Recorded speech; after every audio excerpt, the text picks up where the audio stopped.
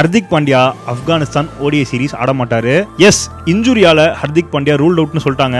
லெக்ல, அதாவது குவாட்ரிசெப்ஸ் இன்ஜுரின்னு சொல்லப்படுது.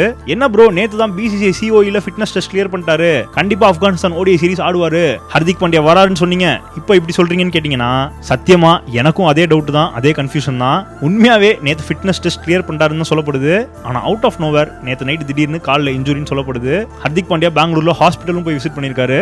அதே மாதிரி ஹர்திக் பாண்டியாவோட ஃபிட்னஸ் ரொம்ப முக்கியம். ஸோ வேர்ல்ட் கப் 2027க்கு he has to prove his spot. அவர் கன்சிஸ்டன்டா விளையாடி காட்டணும், ஃபிட்னஸ் ப்ரூவ் பண்ணணும், இல்லாட்டி ஆட்டோமேட்டிக்கான ஸ்குவாட்ல இருக்க மாட்டாருன்னு சொல்லப்படுது. நல்ல பேட்டர்ஸ் இருக்கலாம், நல்ல பவுலர்ஸ் இருக்கலாம், ஆனா ஆல்ரவுண்டர்ஸ் தான் டீமுக்கு பேலன்ஸ் அண்ட் ஸ்டெபிலிட்டி கொடுக்குறாங்க. ஆல்ரவுண்டர்ஸ் தான் டீமையே தாங்கி பிடிக்கிறாங்க. அந்த வகையில இந்த இந்தியன் ஓடிஐ டீமை ஹர்திக் பாண்டியா தாங்கி பிடிக்கிறாரு. போத் பேட்டிங் அண்ட் பவுலிங்ல அவரோட கான்ட்ரிபியூஷன் ரொம்பவே ஹெல்ப்ஃபுல்லா இருக்கும். என்னதான் மும்பை இந்தியன்ஸ் கேப்டன்சி பண்ணதுக்கு நீங்க திட்டினாலும் ஹர்திக் பாண்டியா இந்தியாவோட அசட் ஓடிஐல, அதுவும் ஆல்ரவுண்டரா, அதை நீங்க மறக்கவே கூடாது. World cup 2023